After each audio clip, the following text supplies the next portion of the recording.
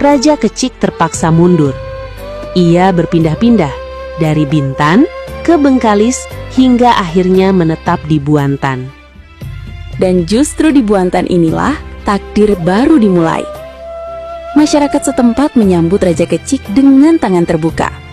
Mereka merasa lelah berada di bawah kendali Johor. Dukungan pun mengalir deras.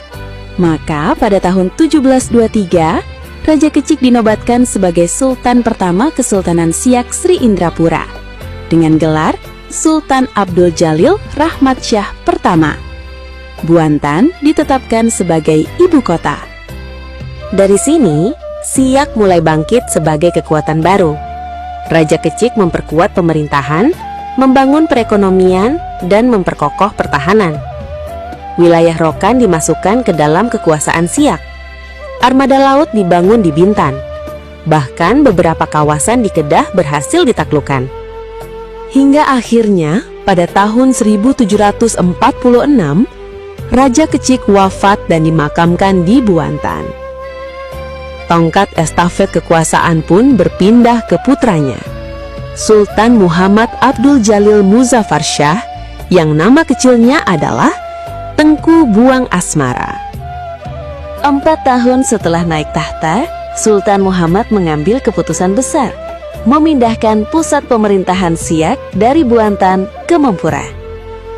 Alasannya jelas, Mempura lebih aman dari serangan Johor maupun kekuatan asing, dan lebih dekat ke wilayah pedalaman Sumatera. Di masa inilah, Sungai Jantan diubah namanya menjadi Sungai Siak. Namun masa pemerintahannya juga diwarnai konflik besar. Ia terlibat langsung dalam peperangan sengit melawan Belanda, termasuk Perang Guntung di Pulau Guntung yang ia pimpin sendiri di medan tempur. Menjelang wafatnya, Sultan Muhammad meninggalkan pesan keras kepada putranya, Tengku Ismail. Janganlah tunduk kepada Belanda yang kafir dan penjajah itu, dan janganlah berperang dengan saudara, apalagi keluarga sendiri. Sayangnya, pesan itu sulit dijalankan sepenuhnya. Tekanan politik dan militer Belanda terlalu besar.